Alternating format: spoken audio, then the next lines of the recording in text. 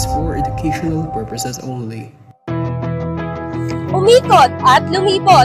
Magandang araw mga katoki. Ako si Kamsi at ito ang Ikot Pinas.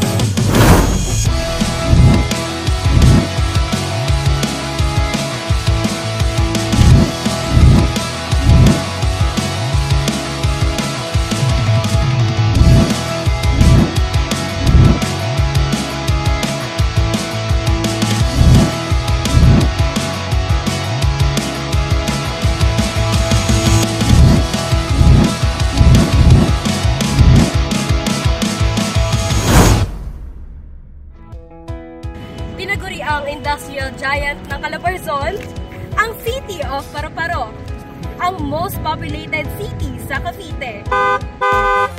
Ito ang Dasmariñas City.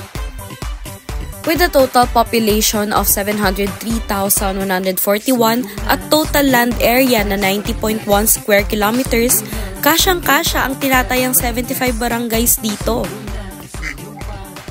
Berde at dilaw ang kalimitang nakikita dito sa Dasmariñas City. Tara, ikutin na natin!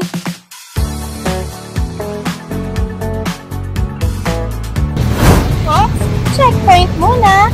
Ang pangalan ng lungsod ng Dasmariñas ay nanggaling kay Gomez Perez Dasmariñas, ang ikapitong gobernador general noong taong 1950 hanggang 1593. Ito ay bilang pagbibigay-pugay sa kanyang mga nagawa na malalaking kontribusyon sa ating kasaysayan.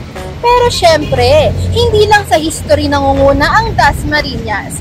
Ngayon naman, samahan natin ang ating ikot bodies para ipakita ang talaga namang favorite spot ng pagbabanding ng ating mga Dasmariñeños. Nandito ako ngayon sa Promenade des Dasmariñas na isa sa mga proyekto ng DASMA. Ang Promenade ay isang park na bukas sa lahat ng tao. Kasama sa proyektong ito ang Dasmariñas Government Center, kolehiyo ng lungsod ng Dasmariñas at ang Dasmariñas Arena. Matatagpuan ang Promenade sa tabi ng De La Salle University, Dasmariñas, Gate 3. Gate 3? Diba? Doon lang yun? Oo, James! Andito ka pala? Andito ka pala, Lana? Kamusta naman kaya ang campus life here sa DASMA? Speaking of, kilala ang DASMA sa napakarami nitong kolehiyo at paaralan sa loob ng lungsod. Isa na dito ang De La Salle University, Dasmariñas, na mas kilala bilang sa tawag na UP. Tinaguri ang most premier university sa lalawigan ng Cavite. Inaabangan din ang pagtayo sa bagong University of the Philippines, Dasmariñas, sa lugar na tatawaging Budaon. Open na open nga ang Dasmariñas para sa mga scholar ng bayan.